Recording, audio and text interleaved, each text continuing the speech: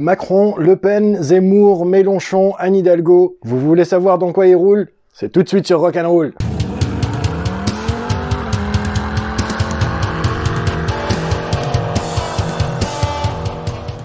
Aujourd'hui, on va parler des voitures personnelles des politiques. Faut savoir déjà que ces gens-là ne conduisent pas beaucoup, ils ont des voitures de fonction, etc. Donc c'est un peu plus difficile de trouver leur voiture personnelle. Par contre, apparemment sur les déclarations de patrimoine et les déclarations d'impôts, on trouve ce genre de choses. Et je vous le dis tout de suite, c'est décevant. Je pensais au moins qu'il y avait des Mercedes, des Ferrari, des Porsche par-ci par-là, mais en fait, pas du tout, je vous rassure. Il y a une espèce d'omerta sur la voiture dans le monde politique, donc faut absolument avoir une voiture pas trop chère, généralement française, pour ne pas donner l'impression qu'on est en train de piquer l'argent public et rouler avec en Porsche ou en Ferrari justement. Donc sans surprise, on retrouve beaucoup de citadines ou alors de familiales françaises. La C3 de Fleur Pellerin, la DS4 de Christian Estrosi, les 407 de Marisol Touraine et Arnaud Montebourg, la 3008 et la 307 de Laurent Wauquiez et le Peugeot 5008 de Bruno Le Maire. Il reste néanmoins quelques incorruptibles qui roulent pas forcément en française. On a pour exemple Alain Juppé qui roule en Toyota Prius de 2006 et Benoît Hamon qui roule dans sa petite Opel Corsa de 2006 aussi.